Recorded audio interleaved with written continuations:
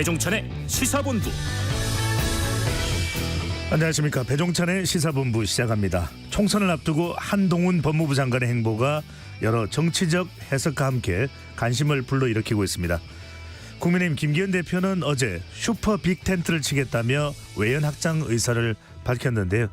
그렇지만 여권에서는 비대위 시나리오가 거론되고 있습니다.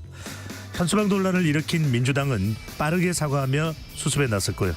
한편으론 김건희 여사 특검법에 화력을 모으고 있는 모습입니다. 정치권의 뜨거운 이슈와 속사정, 불사조 기자단 시간에 자세히 들여다보겠습니다. IT 업계에서는 챗GPT 아버지라 불리는 샘 울트먼 전 오픈 AI CEO의 갑작스러운 해임과 마이크로소프트 합류 소식이 뜨겁게 전해지고 있습니다. 무슨 일이 있었던 건지, 업계에서는 어떤 파장을 불러올지 IT본부에서 자세한 내용 살펴보겠습니다. 11월 21일 화요일 배종찬의 시사본부 지금 출발합니다.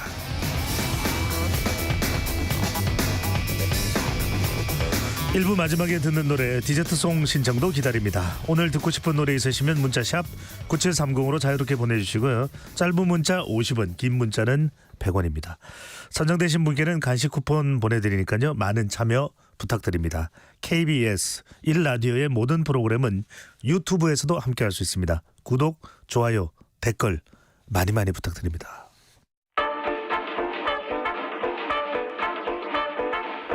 배종찬의 시사본부 한입뉴스.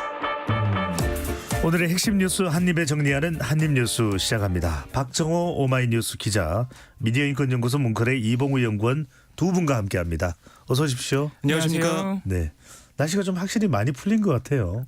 그렇습니다. 그런데 또 주말에 다시 추워진다고 하니까 우리 겨울은 또 사만사온이라 그러지 않습니까? 네. 기온이 많이 왔다 갔다 하니까 역시 건강에 유의하셔야겠습니다. 사만사온. 네. 깜빡 잊을 뻔했네요.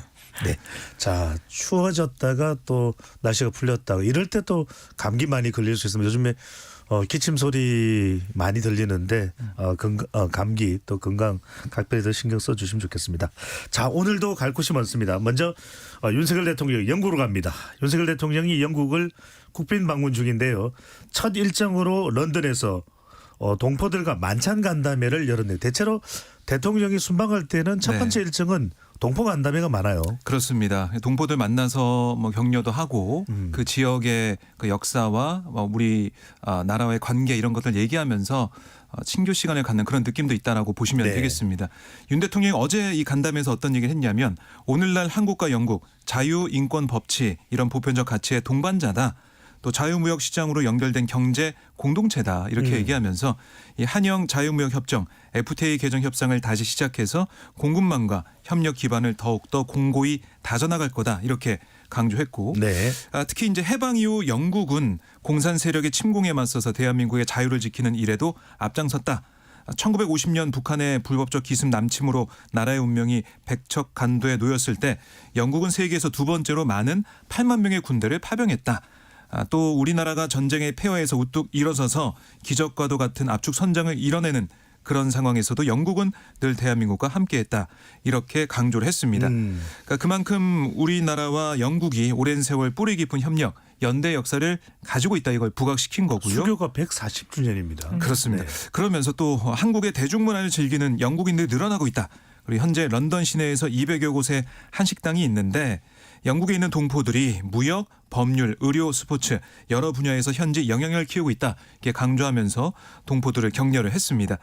이렇게 동포 만찬 간담회를 시작으로 현지 시간으로 내일 영국 왕실의 공식 환영식, 버킹엄궁 환영 오찬과 만찬, 이렇게 국빈 일정을 소화하게 되고요.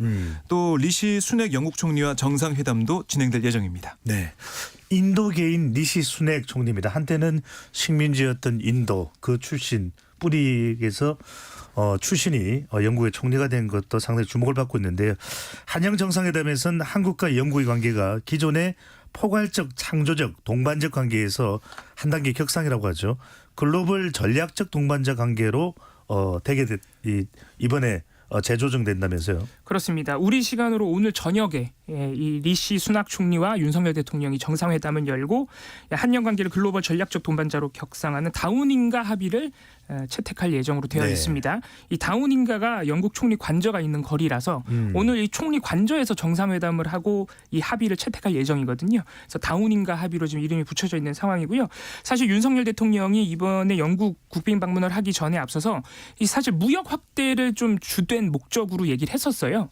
왜냐하면은 지금 영국과 수교가 140년이나 됐는데 이 무역 규모로 따져보면은 독일이나 프랑스에 못 미치기 때문에 영국과 이번에 확실하게 좀 경제 관계를 돈독히 하겠다 이런 목적을 밝힌 바 있는데 이 다우닝가 합의에서는 경제 협력, 무역 확대는 물론이고 특히 이 안보와 방위 산업 분야에서의 합의가 좀 눈에 띈다고 하는데요. 일단 북핵 대응 등 한반도 문제 양국이 같은 입장임을 확인한 내용이 들어가고 또 인도 태평양과 중동 사태 등 이 국제 분쟁에 있어서도 공동 대응을 하겠다는 의지를 담을 예정이라고 하고요. 방위 산업과 관련해서는 협력 강화, 공동 수출 양해각서를 다수 체결할 예정이고 또 양국군 연합 훈련도 확대하는 이런 내용이 들어가 있다고 합니다. 또 전략적 사이버 파트너십도 체결을 해서 사이버 위협 대응 역량도 공동으로 강화하겠다 이런 내용이 들어가 있다고 하고요. 이 외의 내용을 보면은 한영 자유무역 협정 지금 체결되어 있는데요. 이것도 개선하기 위한 협상을 곧 시작한다. 또 미래의 강력한 공급망을 구축하기 위해서 양국 간 반도체 협력 MOU도 체결하겠다. 또 이외에 또 기후위기, AI, 디지털, 우주과학 이런 첨단 산업 분야에서도 양국이 협력을 강화한다. 이렇게 폭넓은 내용이 들어갈 것으로 예상되고 있습니다. 네. 영국 방문을 마치면 윤석열 대통령 바로 프랑스 파리로 옮겨서 부산 세계 엑스포 유치 마지막 총력전을 펼칠 예정으로 알려지고 있습니다. 자, 이번에 북한 소식입니다. 북한이 내일부터 다음 달 1일 사이에 인공위성을 발사하겠다고 일본 정부에 통보를 했네요. 네, 앞서 북한은 지난 5월과 8월 이 군사 정찰 위성을 각각 발사 예고 기간 첫날 쏘아 올렸죠. 하지만 실패를 했었습니다. 당시에도 북한은 일본과 국제해사기구 여기에 발사 예고 기간 등을 통보한 바 있어요. 그러니까 똑같은 절차를 거치고 있어서 지난번에 첫날 쏘았기 때문에 내일부터 다음 달 1일 사이이기 때문에 내일 또 발사할 가능성이 있다. 이런 관측이 나오고 있습니다. 북한은 일본 해상보안청 해양정보부에 이 발사 계획을 담은 메일 보냈는데 낙하물 등이 우려되는 위험구역으로 북한 남서쪽의 서해해상 등 2곳 또 필리핀 동쪽 태평양 해상 1곳 이게 뭐 모두 일본의 배타적 경제수역 밖에 있긴 해요. 하지만 이렇게 통보를 하면서 뭐 준비를 하라 뭐 이런 뜻으로 볼 수가 있는데요. 일본 방향이기 때문에 그렇게 통보를 하는 거죠. 그렇습니다. 날아갈 수가 있기 때문에요. 통보를 해놓은 상황이고 그러다 보니까 일본도 뭐 지난번과 마찬가지로 대비를 하고 있는데 기시다 후미오 총리가 뭐라고 했냐면 정보 수집과 분석에 만전을 기해서 적절히 정보를 제공하고 또 우리나라와 미국 등과 협력해서 북한의 발사 계획을 중지하도록 요구할 것을 관계부처에 지시를 했다고 하는데 뭐 우리가 요구를 한다고 해서 북한이 들을 가능성은 거의 없는 것이고 아마 내일 좀 발사를 하지 않을까 이게 예상이 되는 상황입니다. 그러다 보니까 뭐 미국도 이 상황을 좀 주시하고 있는데 특히 러시아의 기술이 여기에 녹아 들어 있을까 봐 그걸 좀 걱정하고 있어요. 러시아의 기술로 인해서 2차례 실패한 것을 뒤더내고 거기서 이제 더 발전해 가지고 성공할 수가 있다. 그러니까 미국 입장에서는 이게 성공이 되는 것이 만약에 러시아 기술이 들어간 기술로 성공하게 되면 북한과 러시아가 정말 밀착해 있는 게 보여지는 거 아니겠습니까? 여기에 대한 우려를 좀 표명하고 있고요. 또 미국의 핵 추진 항공모함 칼밀스남이 오늘 부산 작전기지에 입항을 했어요. 물론 이 발사 예고 때문에 들어온 건 아니지만 북한의 핵과 미사일 위협에 대응해서 한미 연합태세를 강화하는 차원이거든요. 어쨌든 이번 위성 발사 예고가 되면서 한반도 긴장이 더 높아지고 있는 그런 상황입니다. 네. 북한은 인공위성이라고 이야기하고 있지만 우리 군은 북한의 군사 정찰 위성일 가능성이 높다고 이렇게 의심을 하고 있는데요. 사전 경고를 보냈습니다. 지금 연거푸 이 군사 정찰 위성 발사 움직임이 감지가 된다면서 미리 지금 사전 경고를 한 상황인데요. 네. 또 미국에서도 사실 군사 정찰 위성을 넘어서 이 대륙간 탄도 미사일 기술이라고 하면서 계속 경고를 보내고 있는데 사실 우리 군 당국이 이 북한의 특정한 군사적 행위를 콕 집어가지고 하지 말라고 사전 경고를 보낸 거는 처음 있는 일입니다. 그만큼 좀 전례가 없는 일인데 아무래도 이렇게 연거푸 군사 정찰 위성 발사를 콕 집어서 경고를 보내는 건 정부가 그동안 예고해왔던 9.19 합의를 폐기 위한 수순이 아닌가 이런 지금 해석도 나오고 있는데요. 일단 우리 군 당국의 입장을 보면 어제 강호필 합동참모본부 작전본부장이 어제 국방부에서 북한에 대한 경고 성명을 공개적으로 발표를 했는데 군사 정찰 위성 3번째 발사를 즉각 중단할 것을 엄중히 경고한다. 북한이 경고에도 만약 발사를 강행한다면 우리 군은 국민의 생명과 안전을 보장하기 위해서 필요한 조치를 강구하겠다 이렇게 밝혔는데 네. 그 다음 내용을 보면 이 필요한 조치가 9.19 군사합의 폐기라는 것을 좀 명확히 밝혔어요. 어떻게 얘기를 했냐면은 북한의 정찰위성 발사는 곧 우리에 대한 감시 정찰 능력을 강화하기 위한 것이다. 9.19 군사합의에 따라 이 북한과 접한 지역의 정보 감시 활동에 대한 제약을 우리가 감내하고 있는데 이런 식으로 북한이 도발을 하면 우리의 태세를 저해함으로써 국민의 생명과 안전을 지킬 수 없기 때문에 조치를 할 수밖에 없다. 이렇게 밝혔기 때문에 아무래도 9.19 군사합의 효력을 정지하기 위한 이런 사전 경고가 아닌가 해석이 나오고 있고요. 사실 9.19 군사합의는 이 남북 간 군사분계선을 기준으로 지상, 해상, 공중의 완충구역을 설정을 해서 군사 충돌을 막자는 게 핵심이라 사실 우리뿐만 아니라 북한도 어느 정도는 행동이 제약되어 있었는데 이미 대통령을 비롯해서 우리 정부에서 특히 신원식 장관이 이 9.19 군사합의를 폐기하겠다고 청문회부터 공언을 해놓은 상태인데 네. 북한에 이례적으로 이렇게 정찰위성 사전 경고를 보내는 의미는 북한에는 사실 이렇게 미리미리 얘기하면 오히려 북한은 좀 자극되는 측면이 있죠. 오히려 발사를 더 자극하는 그런 효과가 있는데 굳이 이렇게 우리 군이 경고를 북한에 보내는 것은 국내 여론에 미리 좀 설득을 보내기 위함이다. 이렇게 9.19 군사합의 평화적 의미가 있지만 북한이 저렇게 도발을 하기 때문에 우리가 폐기할 수밖에 없습니다라는 것을 우리 국민들에게 좀 보내는 메시지가 아니겠느냐 이런 해석도 나오고 있습니다. 만약에 이제 정부가 그런 조치를 취한다면 무엇이 원인이었는지 부분을 명확히 하는 북한의 책임이 있다는 그런 얘기죠. 조치라고 볼 수 있겠네요. 예. 네.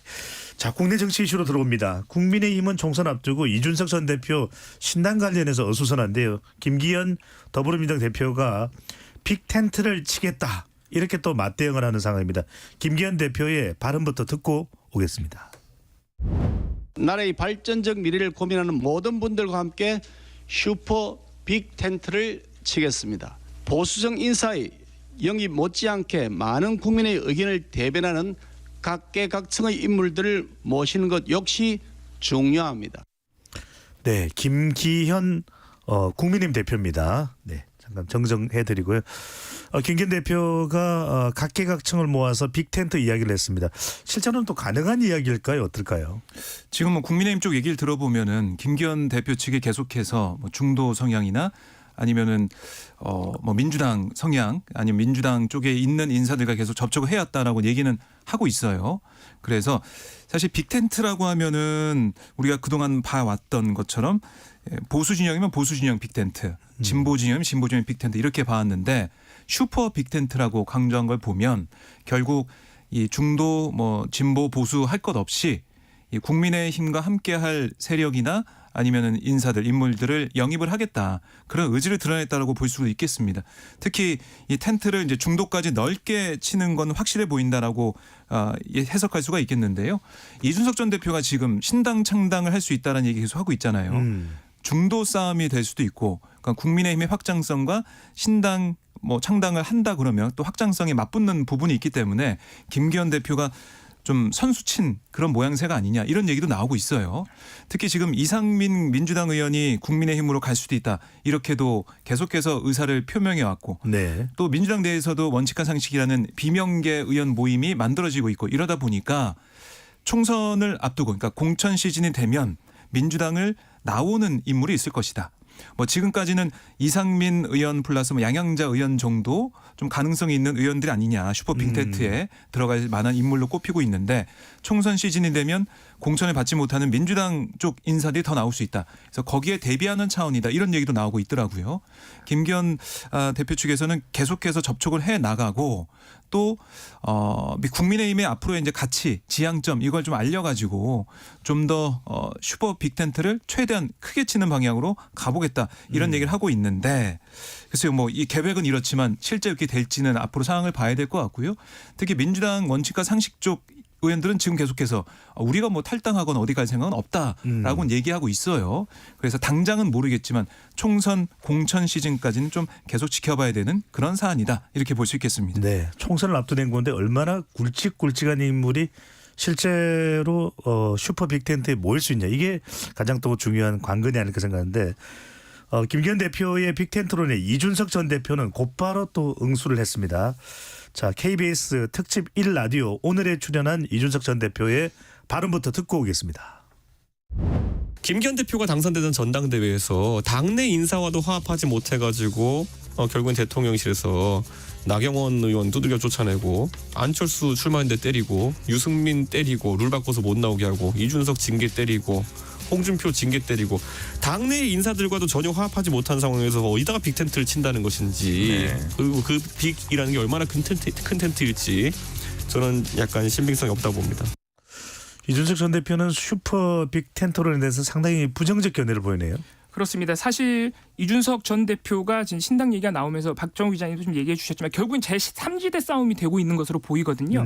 뭐 국민의힘이나 민주당에서 나오는 사람들도 포함이 되지만 뭐 중도적 인사라든가 아니면 그동안 잘 알려지지 않았던 뭐 정치 신인이라든가 아니면 국민의힘과 민주당에서 양당에 거대 양당에 모두 염증을 느낀 인물들, 소속은 돼 있지만 개혁적 성향의 인물들, 뭐 이런 인물들을 총합해서 제3지대에서 결국은 누가 가져가느냐 이 싸움이 되는 것으로 보이다 보니까 김기현 대표가 미리 선수를 치고 이준석 대표는 가능성 없는 얘기다라고 하면서 방금 들으셨지만 당 내에서도 저번 3월 전당대회 때 나경원, 안철수, 유승민 그리고 본인 이준석 전 대표까지 이렇게 다 대통령실의 의지대로 쳐낸 사람 아니냐 이렇게 강하게 비판을 한 것이죠.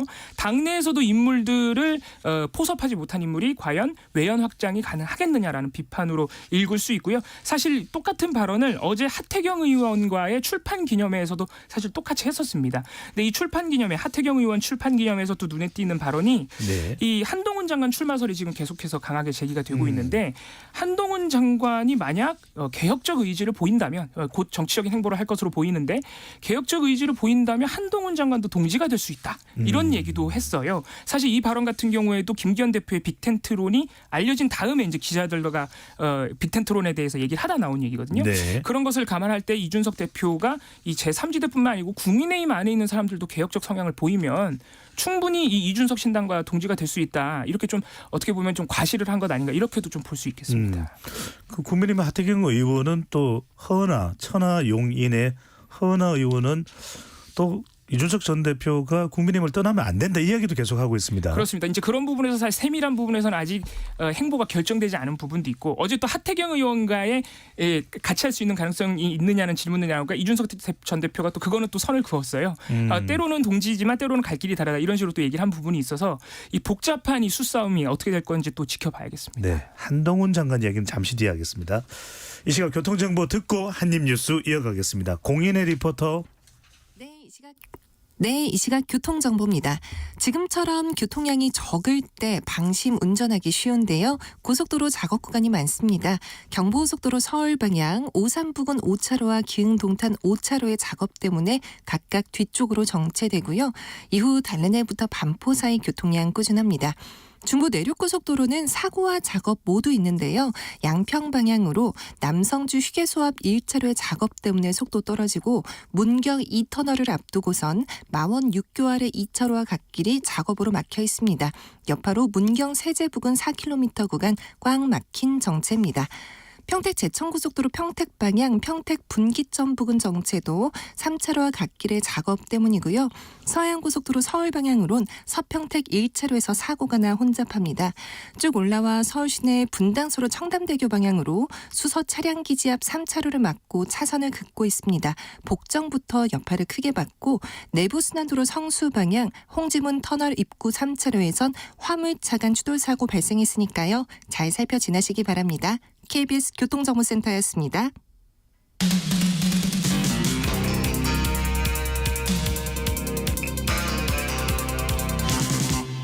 배종찬의 시사본부.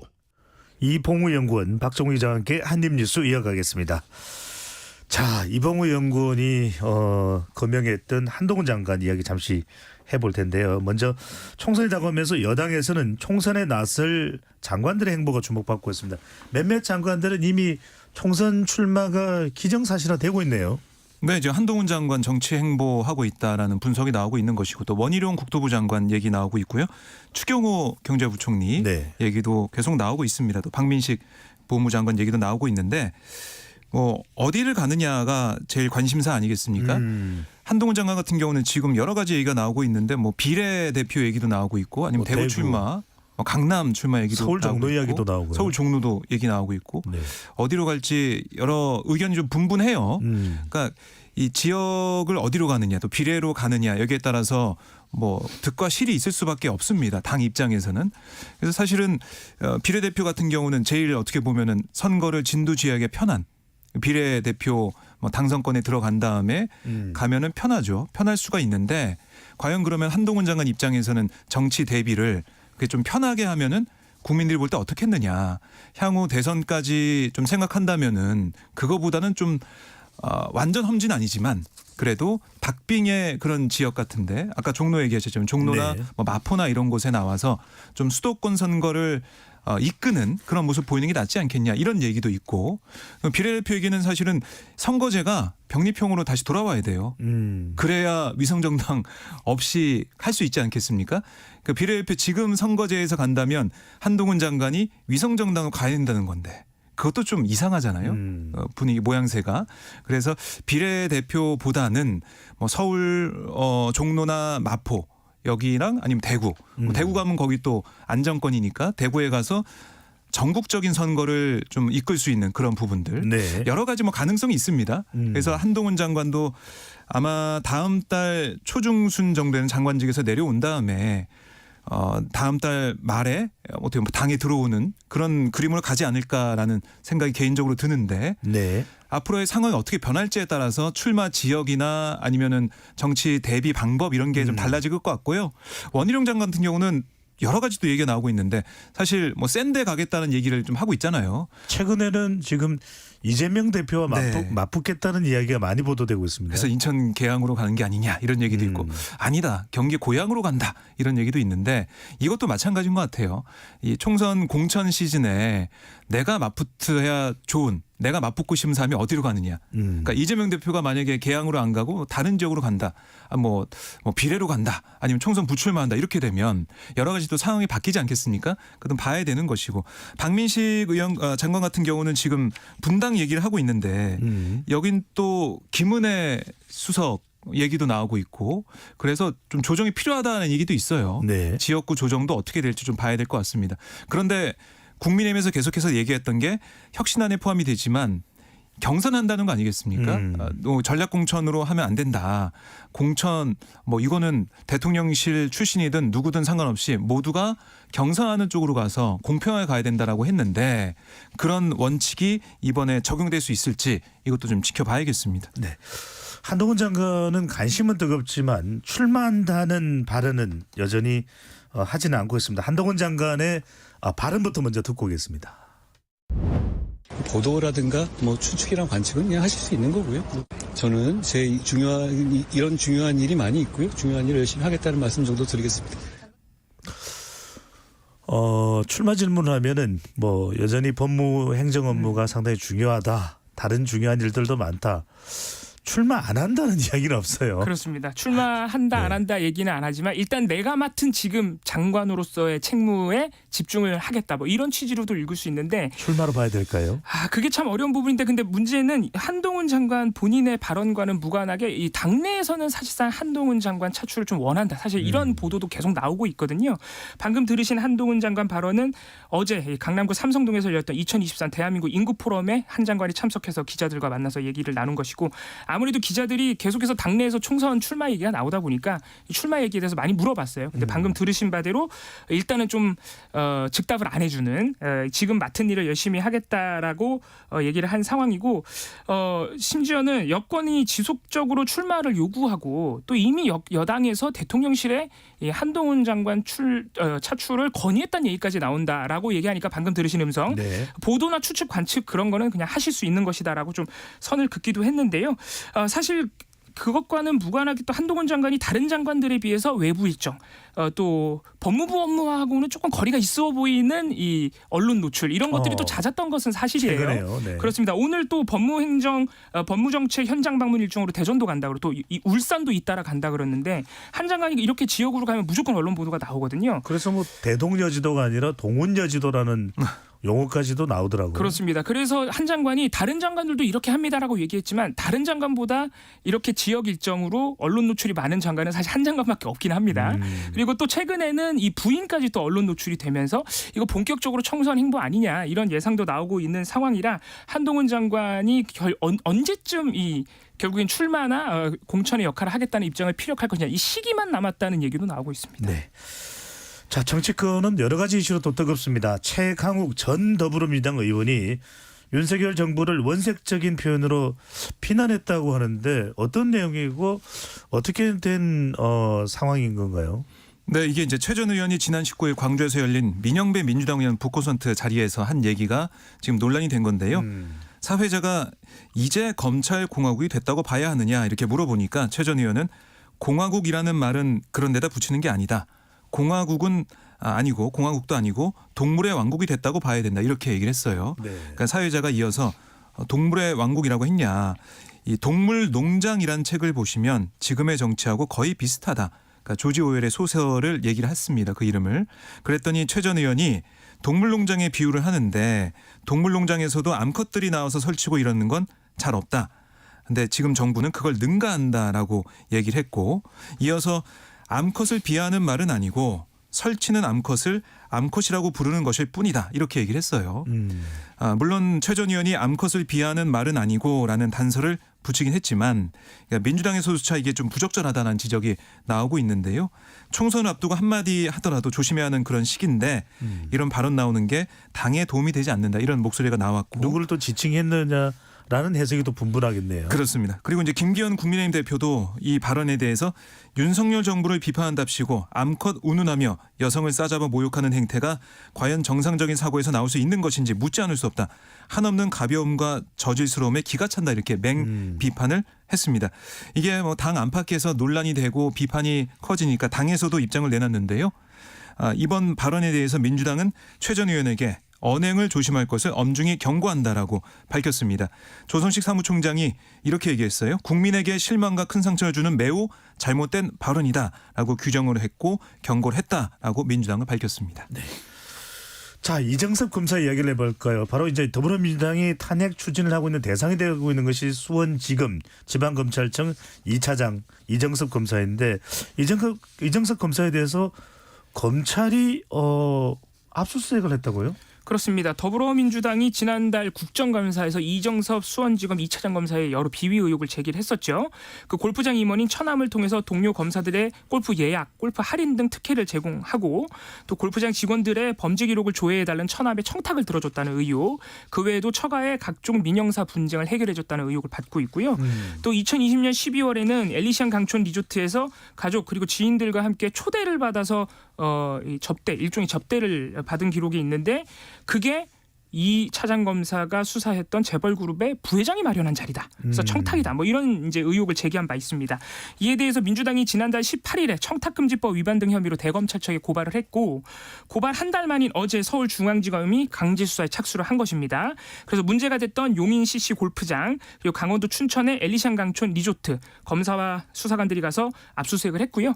예약 자료, 출입 내역, 결제 내역 등의 자료를 확보한 것으로 보이고요. 또한 이정섭 검사가 지금 민주당 이재명 대표 쌍방울그룹 대북 송금 의혹을 수사를 하고 있는데 네. 지금 본인의 비위 의혹으로 수사가 시작되다 보니까 어제 대검찰청은 이재명 대표 수사팀에서 배제하기도 했습니다. 그래서 일단은 대전고검 검사 직무대리 발령을 한 상태고요. 대검은 검찰 내부 구성원에게 이런 비위 의혹이 제기된 만큼 엄정하게 수사를 한 다음에 판단을 하겠다면서 이렇게 발령을 냈다고 밝혔습니다. 이게 향후에 예상되는 이정섭 검사에 대한 탄핵 추진 부분하고도 또 영향을 주겠네요. 그렇습니다. 또 지금 공수처에도 민주당이 고발을 해놓은 상태라서 예정대로 탄핵 소추안도 아마 민주당이 추진하지 않을까 이렇게 예상이 되고 있습니다. 그 상황은 또 좀 지켜보도록 하겠습니다. 자, 정부가 국민 대통합을 위해 자유총연맹을 중심으로 김장 행사를 준비하고 있다는데 이게 또 좀 논란이 되고 있는 것 같아요. 네, 경향신문이 어제 입수해 보도한 행정안전부의 국민 대통합 김장 행사 계획 이 문건을 보면 행안부와 농림축산식품부 243개 지방자치단체 등이 오는 27일 경기 고양시 킨텍스에서 김장 행사를 여는데 여기에 한국자유총연맹 등 이 단체들과 자원봉사자, 소상공인, 외국인 근로자, 장애인, 청년, 노인, 탈북민 총 2,000명이 참석하는 대형 행사로 기획이 돼 있습니다. 사실 행안부가 2008년부터 2019년까지 매년 사랑의 김장 나누기 행사를 열어왔어요. 네. 네, 이번처럼 이 국민 대통합을 목표로 대형 행사를 치른 적은 없었기 때문에 또 주목이 되는 것이고 행사의 취지 자체는 네. 일견 또 듣기에는 좋아 보입니다. 네. 그런데 일각에서는 내년 총선을 앞두고 뭔가 자유총연맹 같은 이른바 관변단체를 좀 동원한 행사 아니냐. 그러니까 정치적 의도가 있는 게 아니냐 이런 지적을 내놓고 있고요. 그리고 정부 부처와 이런 자유총연맹 등 이렇게 이제 모여서 김장하는 게 그게 국민 통합이 되는 그런 모습이냐 뭐 이런 지적도 일각에서 나오고 있습니다.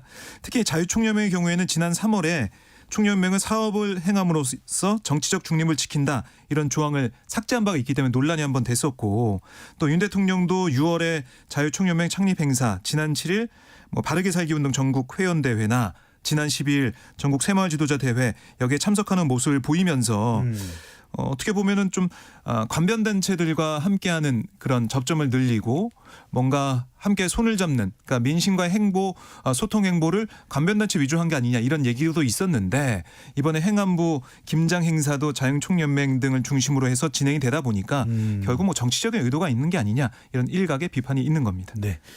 자, 중요한 건 경제입니다.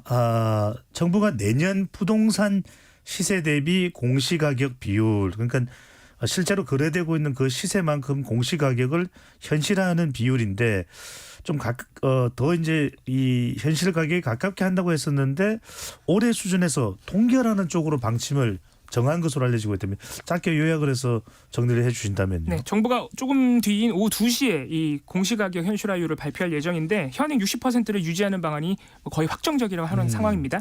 이 공시가격이 올라가면은 세금이 올라갑니다. 아하. 여러 가지 세금이 여기 연동이 돼 있습니다. 재산세, 종합부동산세, 기초연금 등 67개 행정제도의 기준으로 사용되고 있기 때문에 다양한 세금이 올라갈 수 있기 때문에 일단은 60% 현행을 유지한다. 하지만 원래 정부의 기준은 이 공시가격 현실화율을 떨어뜨린다는데 또 떨어뜨려야 된다는 원래 기조도 있었거든요.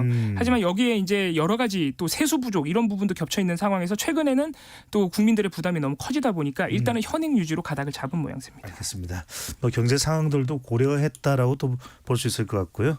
자, 지금까지 박정호 오마이뉴스 기자, 미래인권연구소 이봉우 연구원과 함께 한입뉴스 들어봤습니다. 잘 들었습니다. 고맙습니다. 감사합니다. 오늘의 디저트송입니다. 9697님, 공기가 차가워지는 이맘때가 되면 저는 이 노래가 생각이 나요. 드라마 응답하라 1988에 나왔던 김현철의 동네 디저트송으로 신청합니다. 저도 정말 좋아하는 드라마인데 모바일 치킨 보내드리겠습니다. 노래 듣고 입으로 돌아오겠습니다.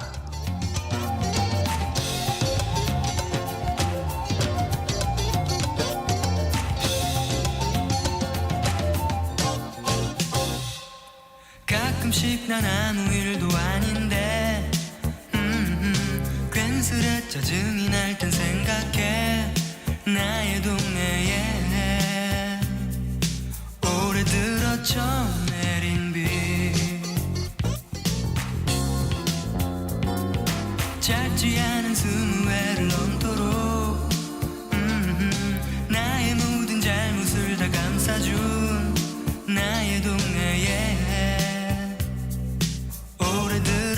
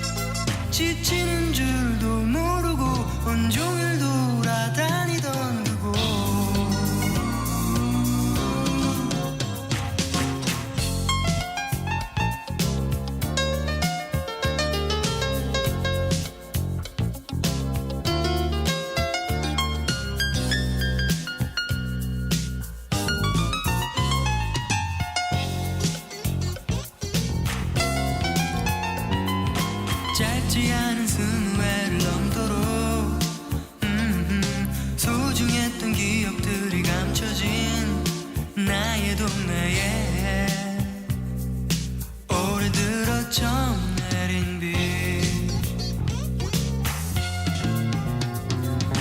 내가 걷는 거리마다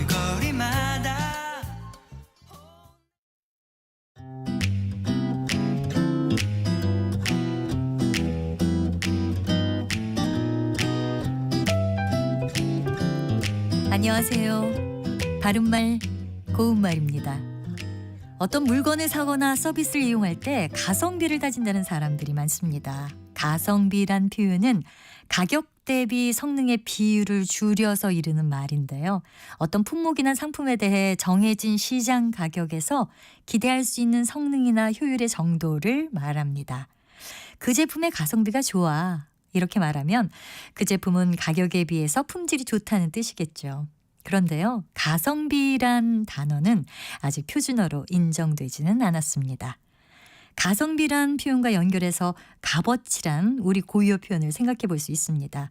일정한 값에 해당하는 분량이나 가치를 뜻하는데요.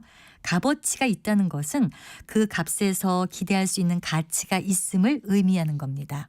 값어치란 말은 값과 어치가 합해진 겁니다. 자, 그러면 이 단어를 연음을 해서 값어치라고 발음하지 않고 값어치로 발음하는 이유는 무엇일까요? 이것은 절음법칙에 따른 겁니다. 절음법칙은 받침 뒤에 모음, 아, 어, 오, 우, 위로 시작하는 실질 형태소가 연결되는 경우에는 대표음으로 바꿔서 뒤음절 첫소리로 옮겨 발음한다는 법칙이지요. 비읍, 시옷 받침으로 끝나는 값과 같이 겹받침의 경우에는 그중 하나만을 옮겨 발음합니다. 다시 말씀드리면 값이라고 대표음, 비읍으로 발음된 상태에서 뒤에 어치가 연결되면 절음법칙이 적용돼서 값어치로 발음되는 겁니다. 바른말 고운말 아나운서 변희영이었습니다.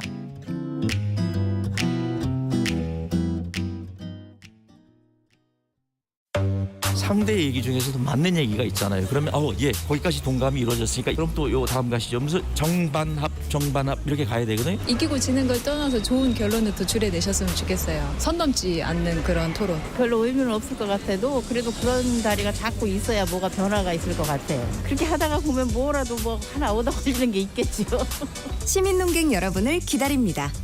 평일 저녁 7시 20분 KBS 열린 토론.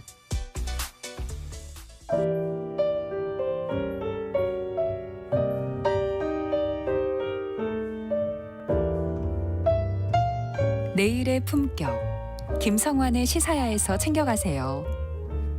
하루를 마무리하는 시간 꺼내보는 당신의 지식 창고.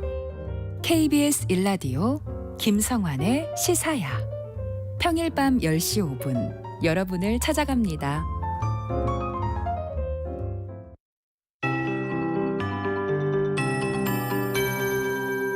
KBS 58분 날씨. 오늘은 서에서 동으로 이동하는 이동성 고기압의 영향으로 날씨가 맑겠습니다. 아침에는 춥고 낮에는 포근한 날씨 오늘도 지속되겠는데요. 일교차가 상당히 큽니다. 이 바람의 미묘한 변화를 체감하는 것도 늦가을의 묘미이긴 하지만 이 강풍이 또 다른 얼굴이 있습니다. 건조한 대기의 악조건일 수밖에 없는데요. 현재 영동과 경북 북동부 내륙을 중심으로 대기가 매우 건조한 상태입니다. 오늘과 내일 바람도 약간 강하겠고 모레는 특히 산지 쪽에 바람이 매우 강하게 불 걸로 예보돼 있습니다. 화재 위험이 높은 상황이니까요. 화재 예방에 신경 쓰셔야겠습니다. 지금은 기온이 상승세입니다만 모레 오후부터 바람이 강해지면서 글피에는 강풍 부는 가운데 전국의 아침 기온이 영하로 떨어지겠습니다. 이때부터 추워진다는 것 미리 염두에 두시고요. 건강관리에 유의하셔야겠습니다. 낮 기온은 서울 14도, 강릉 20도, 대전, 전주 16도 등 오늘 낮 기온 12도에서 20도 분포를 보이겠습니다. 내일은 전국이 맑다가 흐려지겠습니다. 늦은 밤 중북부 지방으로 비가 조금 내리겠고요. 모레 새벽에 중서부와 전북에 비가 오다가 아침에는 그치는 곳이 많겠습니다. 그러나 충북과 전북에는 비가 종일 이어지겠습니다. 내일 아침 기온 서울 5도 등 영하 2도에서 영상 9도, 낮 기온 서울 14도 등으로 예상됩니다. 지금 서울의 기온은 11.5도입니다. 강혜종입니다.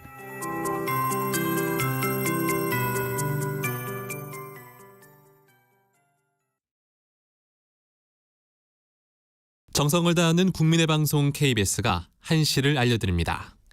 AM 711kHz, FM 97.3MHz, KBS 1라디오입니다. HLKA.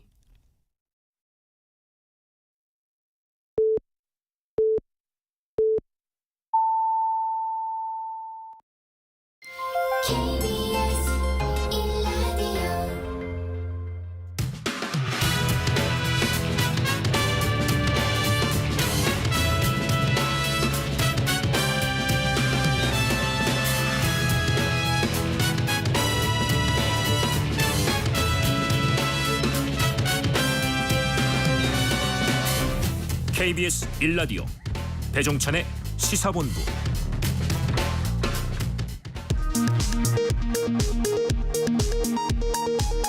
이 시각 라디오 정보센터 뉴스입니다. 북한이 내일부터 다음 달 1일 사이에 위성을 발사하겠다는 계획을 일본 해상보안청에 통보했다고 일본 NHK 방송이 보도했습니다. 윤석열 대통령이 오늘 영국을 국빈 방문했습니다. 한영 정상은 이를 계기로 경제와 안보에서 양국 관계를 한 단계 격상하는 내용의 다운인가 합의를 채택하기로 했습니다.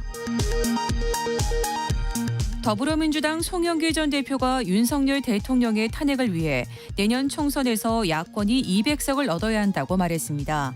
국민의힘은 습관적 탄핵 언급이라며 반발했고 민주당은 논란이 되는 발언 자제를 촉구했습니다.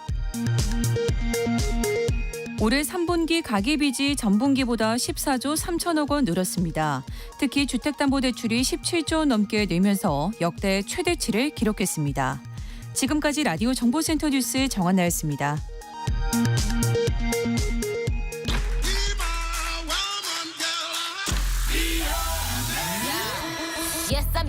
인터넷에서 화제가 된 뉴스를 다뤄보는 스트레이트 뉴스파이터 시간입니다. 박지원 뉴스캐스터와 함께합니다. 어서 오세요. 안녕하세요. 네, 우리 뭐 계속 정부 차원에서도 국가 차원에서도 얘기하는 게 저출산이죠. 네. 참 출산이 집안의 기쁨뿐만 아니라 또 마을의 기쁨이 되는 경우도 많은데 요즘에는 이 육아도 힘들고 또 출산 자체가 상당히 내키지 않는 그런 일이 돼버린 거 아닌가 하는 또 고민들이 많이 생긴 것 같습니다. 첫 번째 주제가 바로 관련된 그런 내용입니다. 요즘은 맞벌이 부부가 많아서 육아를 부모님들께서 종종 도와주실 때가 있죠. 육아를 도와주는 시부모님을 감시하려는 목적으로 집안에 CCTV를 설치한 며느리의 사연이 전해졌다고요? 네, 놀랍죠. 최근에 한 온라인 커뮤니티에 올라온 글인데요. 남편분이 집에 CCTV 설치한 아내라는 제목이 화제가 되고 있습니다. 상황은 이렇습니다. 1년 전에 둘째를 낳고 아내는 얼마 전에 복직을 했다는데요. 맞벌이 중이라 남편의 부모님이 아침 일찍 집에 방문해서 둘째를 봐주고 있었던 거예요. 첫째는 어린이집을 다니는데 하원도 남편의 부모님이 도우고 있었습니다. 문제가 된 거는 집 거실에서 CCTV가 발견되면서부터였습니다. 남편의 아버지가 거실에서 CCTV가 설치되어 있다라는 것을 알게 됐는데 남편은 하나도 모르고 있었던 일이었던 거고요. 그런데 CCTV를 본 시부모 입장에서는 내가 아이한테 해코지라도 할까 봐 의심하는 건가라는 불쾌감을 느낄 수밖에 없었겠죠. 그러니까요. 아내분의 입장이 궁금한데 왜 CCTV를 설치했을까? 그냥 집안의 안전 때문이었을까? 우리 애를 시부모들께서 잘 보고 있을지 시부모분들이 잘 보고 있을지 의심을 한 걸까 궁금하네요. 아내는 혹시 사고가 날까 봐 얼마 전에 CCTV를 설치했다라고 해명을 했지만 사실 아내의 친정 부모가 첫째 아이를 돌봐줄 당시에는 CCTV가 없었다고 합니다. 그래서 남편의 입장에서는 아내가 이번에는 불안했다며 설치했다고 하는데 저희 부모님을 의심한 것 같아서 기분이 좋지 않았다라는 거죠. 그리고 사연을 접한 이들은 누리꾼들도 적어도 CCTV를 달기 전에는 얘기를 했어야 한다. 시어머니가 아니라 동네 아주머니가 봐주는 거라도 미리 말하고 양해를 구했어야 옳다 등 대부분 남편에 공감하는 반응을 보이고 있습니다. 네. 요즘에 어디 가면 CCTV 설치되어 있는데 보면 항상 안내문이 밑에 있죠. 개인의 어떤 안전감을 위해서 어쩌고 저쩌고 CCTV를 설치했다. 그런 게 나오는데 그런 형식을 취했어야 되는 건 아니냐라는 취지의 의견도 있는 것 같은데요. 네.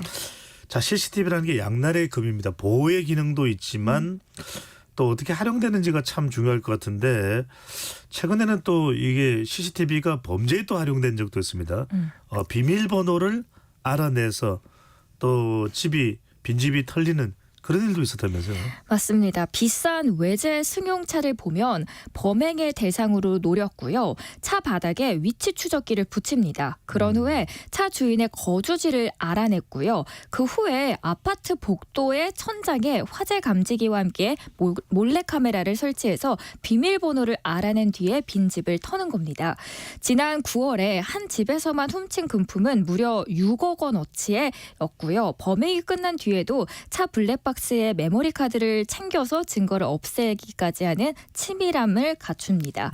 다행히 경찰은 37살 A씨와 그 A씨의 처남, 내부 등 일당 7명을 붙잡아서 특수절도 혐의로 검찰에 넘겨진 상황이긴 합니다. 네, 범죄 관련해서 CCTV도 말씀드렸지만 중요한 것은 대신 육아에 도움을 주시는 시부모님께 과연 어떻게 설명해야 될지 이게 참 중요할 건 자칫 잘못하면 남편과의 사이도 갈등이 될 수도 있는 것이고요. 크게 될 수 있겠죠. 네, 잘 이해시켜드리고 설명해드리는 것이 중요한 거 아닌가. 필요하다면 또 사과의 필요성이 있다면 그걸 뭐 또 해도 또 필요한 또 방법일 것 같다는 생각이 들기도 하고요.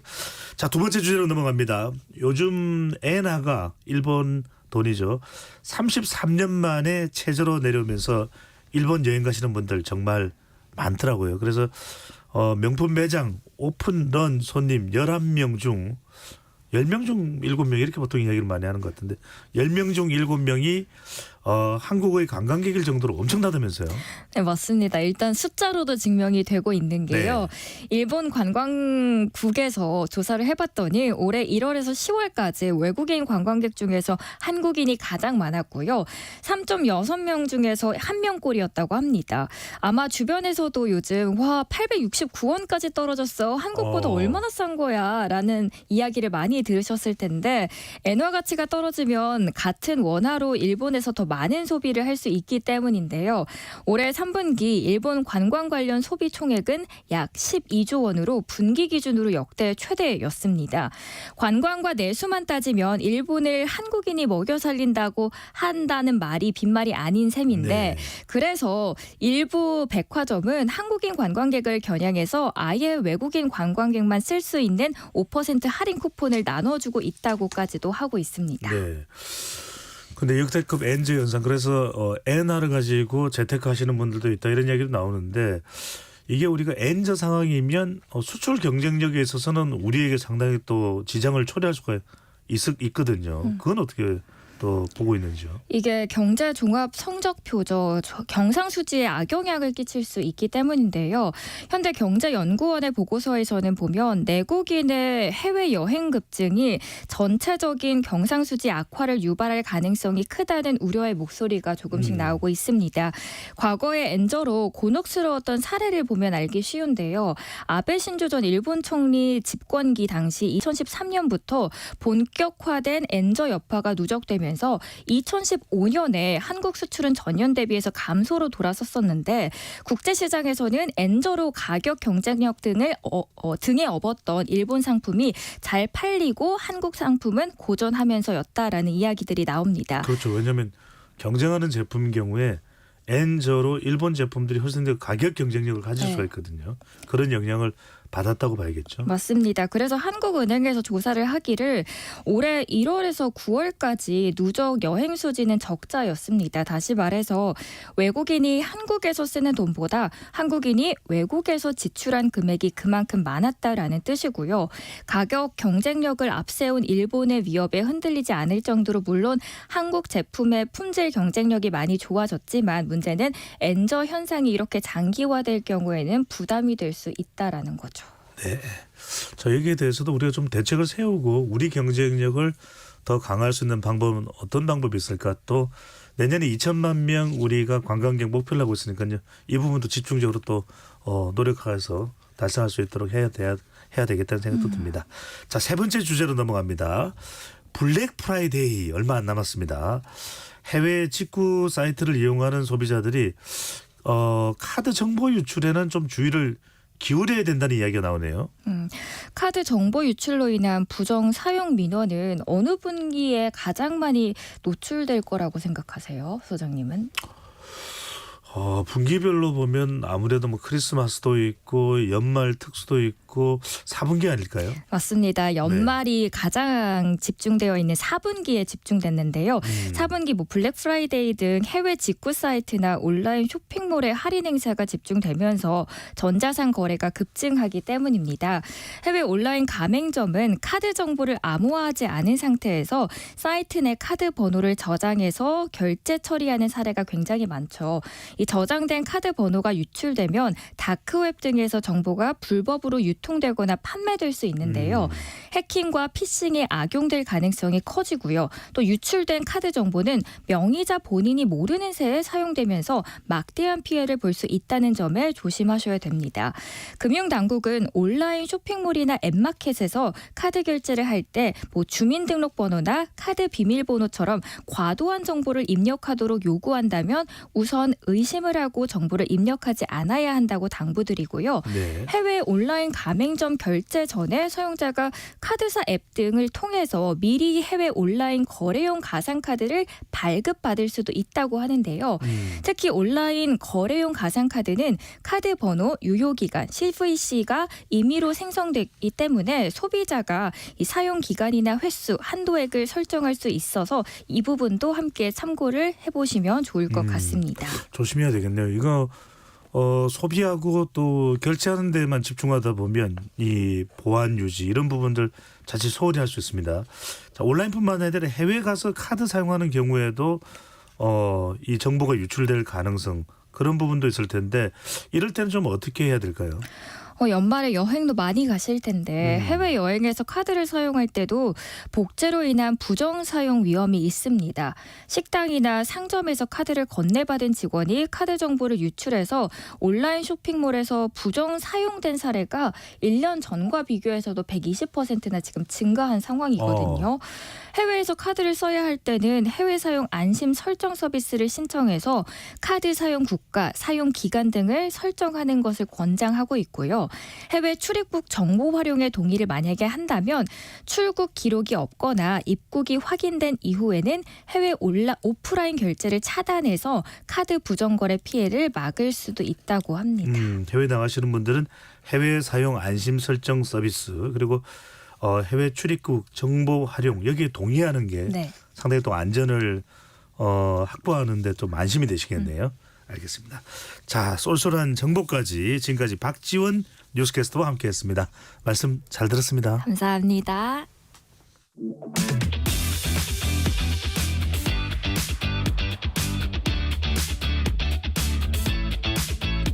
배종찬의 시사본부는 여러분과 함께합니다. 짧은 문자 50원, 긴 문자 100원이 드는 샵 9730. 라디오 어플 콩과 유튜브는 무료로 참여하실 수 있습니다.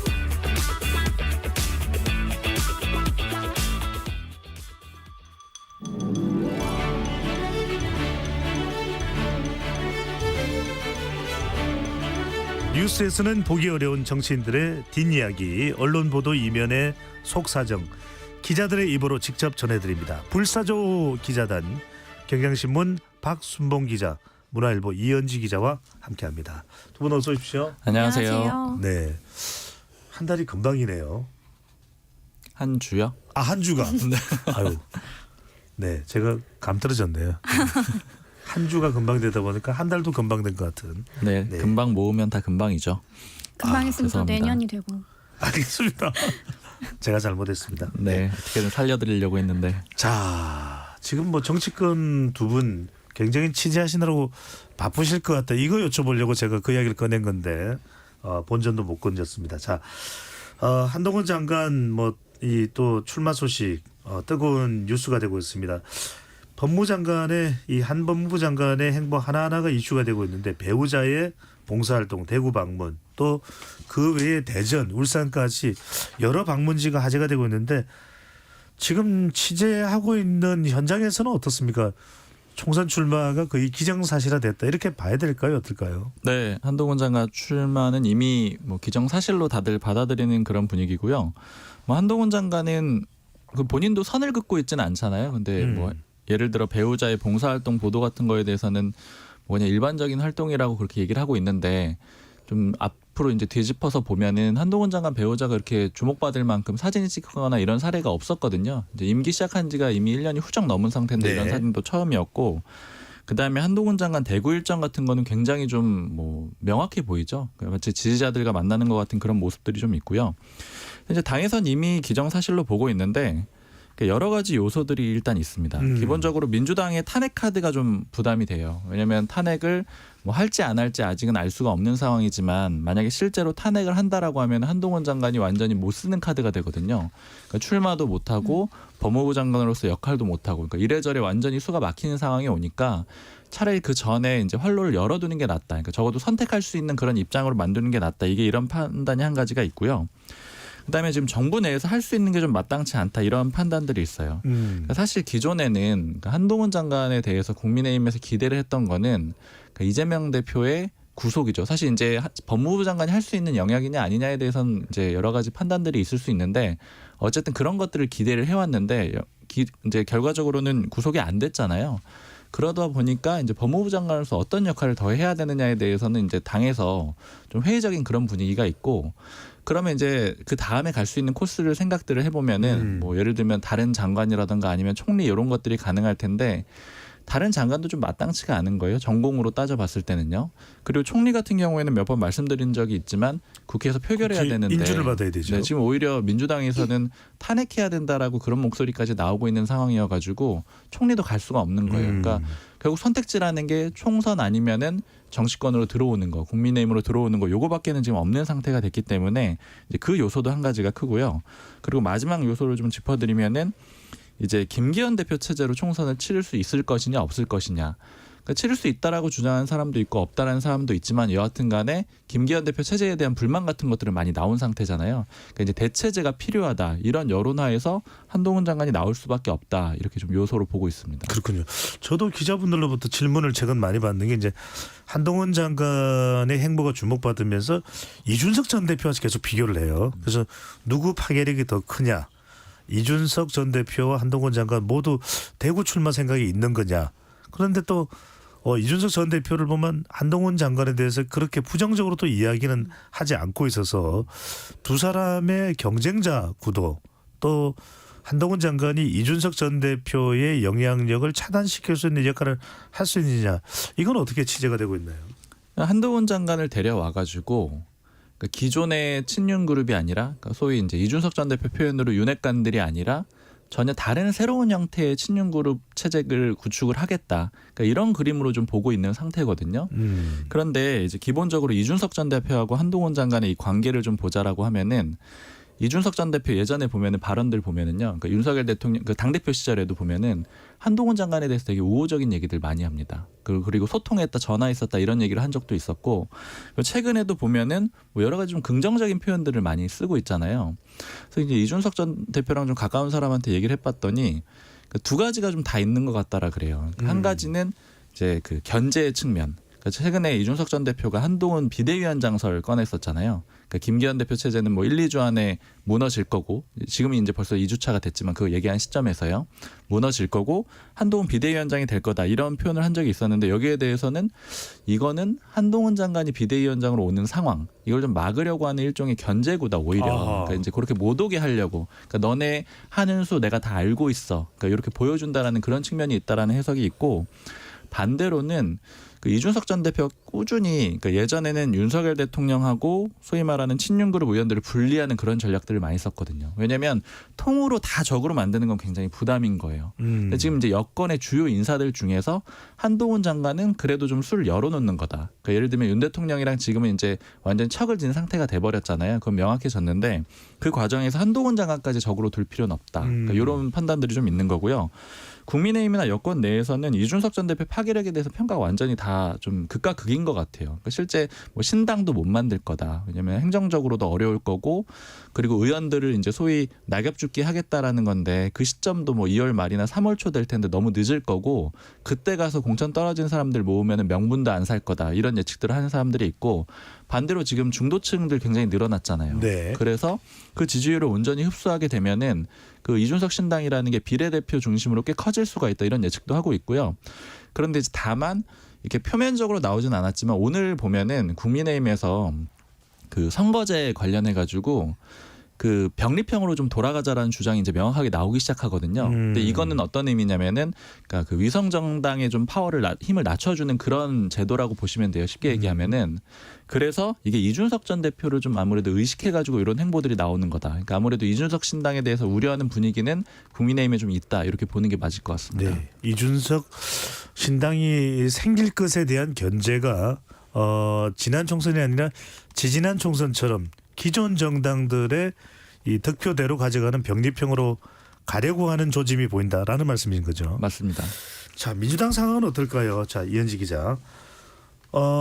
여권의 총선 시기에는 뭐 혁신위원회도 있고 한동훈 장관도 있고 이준석 전 대표도 있고 상당히 빠르고 뭔가 등장하는 인물들이 많습니다. 반면에 민주당은 좀 느긋한 것이냐, 전략이 없는 것이냐, 모호한 것이냐 이런 또 지적도 나오고 있는데 자, 김건희 여사 특검을 노리고 있다 이런 이야기가 나옵니다. 자, 이 특검 법안에 대해서 민주당에서는 지금 어떤 준비와 진행이 되고 있는 건지 또 특검을 하더라도 대통령이 또 거부권 행사 가능성도 있습니다.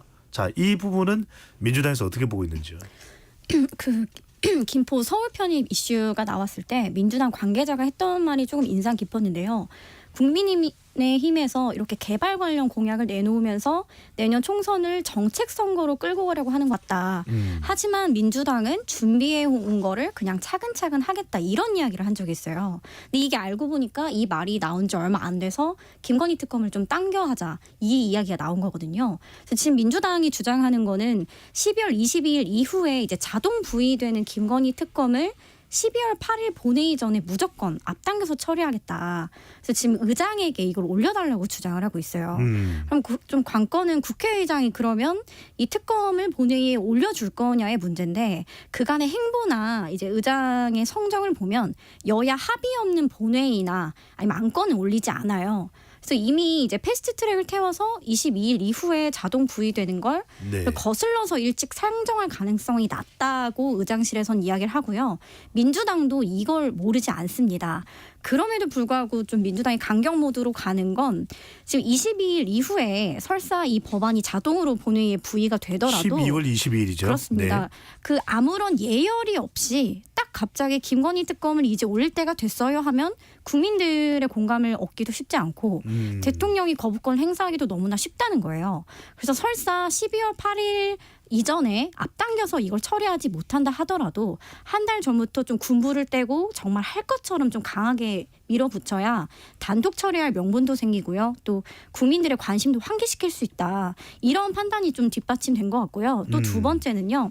12월 22일 이후는요. 예산안 통과가 또 있어요. 그래서 이게 쟁점이 여러 개가 될 수 있다는 거죠. 정부의 예산안 통과 문제와 또 특검 문제 이렇게 좀 쟁점이 여러 개로 나뉘어져 있게 되잖아요. 그래서 미리부터 좀 김건희 특검 통과가 12월 말에 이루어진다는 거를 계속해서 국민들에게 상기시키려고 한다.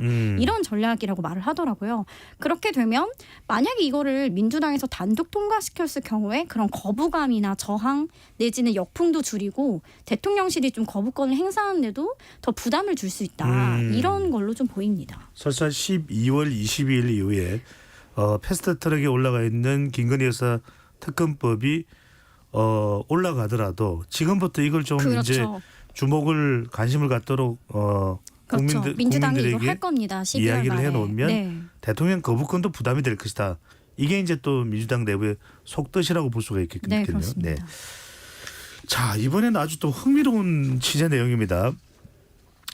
자, 여당 내에서는 내년 총선 전략으로 민주당 내부를 좀 분열시킬 수 있는 갈라치기를 할 수 있는 전략으로 김경수 전 경남지사를 지금 사면만 받았는데 복권을 시켜서 민주당 내부의 갈등을 유발시킨다. 이런 이야기가 나오고 있다고 취재를 했는데 여권 취재에서 이런 내용이 좀 가시화된 게 있나요? 얘기하는 사람들이 있을 수는 있는데 적어도 제가 들은 사람들 중에서는 그러니까 제가 먼저 물어보기 전에 해야 된다. 뭐 김경수 지사 풀어줘야 된다. 복권시켜야 된다. 이런 얘기, 그러니까 사면 복권해야 된다. 이런 얘기는 잘 나오진 않는 것 같고요. 선제적으로 나오진 않는 것 같아요.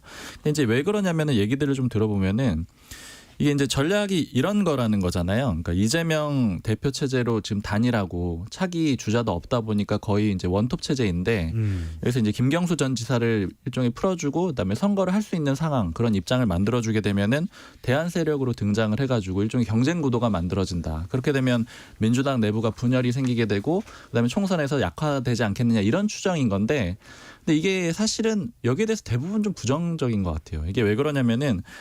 예전에 그러니까 이재명 대표가 이제 뭐 구속되느냐 안 되느냐 이런 기로에 있을 때도 국민의힘 분위기를 취재를 해보면은 구속되면은 오히려 우리가 좀 불리한 거 아니야 이런 얘기들이 좀 많이 나왔었거든요. 이게 왜냐하면 이재명 대표 체제가 급격히 몰락하게 되면은 그러면 다른 이제 지도부 체제 어떤 방식으로든 생기게 될 거고 그럼 민주당이 혁신하는 그런 그림을 만들게 될 거라는 거예요. 그러니까 마찬가지로 지금도 보면은 그 강서구청장 보궐선거에서 민주당이 압승을 하긴 했지만 그 이후에 이재명 대표 체제가 안정화돼서 쭉 이어져 오는 과정이 그렇게 국민의힘 입장에서는 부담스러운 상태는 아닙니다. 그러니까 국민의힘이 예를 들어 정책 이슈나 이런 것만 잘 던지면은 충분히 이길 수 있다라고 생각하는 그런 단계인 거거든요.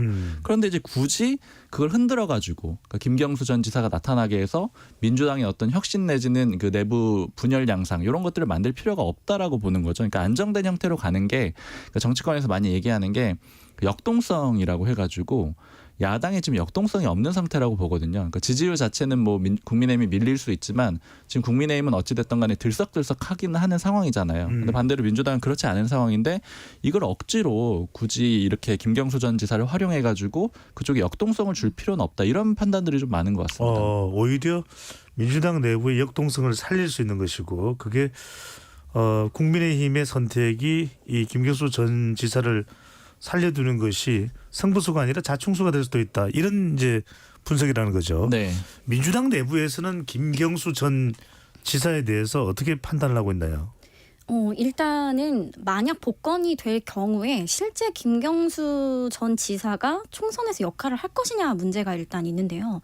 이거는 김경수 전 지사 측근에게 물어보든 아니면 뭐 전 지사와 가까운 사람들에게 물어봐도 다들 절대 아닐 거다. 지금 현재 영국으로 유학을 가 있는데요. 총선 전에 아무리 복권이 되더라도 한국에 들어와서 바로 정치 활동을 한다든지 뭐 출마를 한다든지 총선에서 뭔가 유세를 다닌다든지 이런 역할을 하게 될 일은 거의 없다고 봐도 무방하다. 이렇게 이야기를 하더라고요. 이것은 본인의 평소 성격과도 맞물려 있고 바로 복권이 됐다고 본인이 이렇게 들어와서 활동을 하는 것도 적절치 않다. 이런 판단이 있을 걸로 보이고요. 그렇다면 이제 만약 복권이 됐을 때 민주당에 미칠 영향이 뭐가 있느냐. 아까 좀 설명을 해주셨는데 두 가지로 갈리더라고요. 영향이 클 거다. 혹은 아닐 거다. 이 두 가지 정도로 나뉘는데 영향이 좀 있을 거라는 입장은 김경수 전 지사가 설사 총선에 뭐 출마를 한다든지 뭐 정치 활동을 하지 않더라도 차기 대권 주자가 등장한 거나 다름없잖아요. 그것만으로도 이재명 대표 체제가 흔들릴 수밖에 없다는 거예요. 지금 이제 친문계의 구심이 없기 때문에 공개적인 비판 목소리를 내는 비명 의원은 사실 세보면은 4-5명밖에 안 돼요. 그런데 김 지사가 살아있는 카드가 되는 순간 비명계의 구심점이 충분히 되면서 당내 목소리가 좀 비명의 목소리가 모아져서 나올 수 있다. 이런 이야기를 하고요. 그다음에 이제 굉장히 이재명 대표와 가까운 친명 의원에게 현재 이재명 대표가 그 구속영장 기각 이후에 당권장을 완전히 하게 된 거 아니냐라고 물었어요. 그랬더니 전혀 아니다. 지금은 그냥 의원들이 그래 일단은 봐줄게 이거지 언제든 이 대표 체제는 흔들릴 수가 있다. 사상의 누각이다. 이렇게 좀 자평을 하더라고요. 근데 지금 이재명 체제를 흔들 수 없는 가장 큰 이유는 이 대표가 강해서도 아니고 이 대표가 당대표를 하면서 확실히 당에 뿌리를 내려서가 아니라 대안이 없기 때문이라는 거예요. 아하. 그렇기 때문에 김경수 전 지사가 복권이 되면 다가오는 공천에 있어서도 이재명 대표가 뭐 비명계를 뭐 이른바 뭐 좀 쳐내기가 어려워질 거고 운신의 폭이 지금보단 줄어들 거다. 이렇게 분석이 나오고요. 그 반대의 시각은 오늘 또 다른 친명 의원에게도 좀 이걸 물어봤는데 이렇게 평가를 하더라고요. 박근혜 전 대통령이 사면됐을 때 어떻게 봤냐. 그때와 똑같다는 거예요. 박 전 대통령이 사면이 됐다고 그 친박들이 뭉쳐서 뭔가 구심점이 만들어졌냐? 아니라는 거예요. 그래서 만약에 그 김 전 지사가 복권이 되더라도 당장 무언가 친문이나 비명의 단체 행동이 이어지거나 뭐 이 대표 체제를 전복시키거나 이러한 과격한 뭐 급진적 변화는 절대 이끌어내기 힘들다. 그래서 그 결과적으로 말하면 내년 총선에서 이재명 체제로 가는 거엔 전혀 변동이 없고 다만 뭐 순봉 기자도 얘기를 해줬지만 심리적 구도적으로 흔들 수 있는 거지 이 대표 체제를 근본적으로 흔들기는 어려울 거다. 이렇게 조금 일축하기도 했습니다. 네. 이재명 대표 체제가 단단하다는 의견이 좀 지배적인 가운데 김경수 전 지사가 친문의 중심적인 역할을 할 수 있다. 이런 의견이 있다는 말씀이에요. 또. 그렇죠. 자, 정치권 상당히 숨가쁘게 돌아가고 있는데요. 자, 이번에는 국민의힘입니다. 인현 혁신위원장이 지난주에 김기현 대표를 만났는데 지금 여의도 정가에서 나오는 이야기는 이제 혁신위가 마무리되는 단계에서 김기현 대표를 좀 대체할 체제가 비대위랄까요? 이런 부분들에 주목하고 있는 건 아니냐라는 이야기도 나옵니다. 네. 이제 아까도 말씀해 드렸듯이 이준석 전 대표가 비대위론을 얘기를 했잖아요. 근데 그게 좀 약간 거칠게 느껴져서 왜냐하면 1, 2주 사이에 바로 김기현 대표 체제가 무너질 거다 이런 식으로 얘기를 했길래 좀 당 분위기랑 이제 주요 요소에 좀 물어봤거든요. 그런데 실제로 그 비대위 가능성이 있다라고 얘기하는 의원들이 생각보다 꽤 많더라고요. 근데 이제 그림은 좀 다른데 되게 다양해요. 그러니까 비대위론의 시나리오가 크게 세 가지로 좀 볼 수가 있는데 일단 첫 번째는 그 혁신위가 붕괴되는 그런 상황입니다. 이게 어떤 의미냐면 그 모든 정당에서 혁신위가 하는 행동 중에 제일 두려운 게 뭐냐면 나 여기 정당 혁신 못 하겠어요. 나 그만둘게요. 포기할게요. 이게 제일 무서운 거거든요. 여기 혁신 안 되네요. 이렇게 혁신위가 외치는 순간 이 정당은 그야말로 뭐 답이 없는 그런 상황이 되는 거잖아요.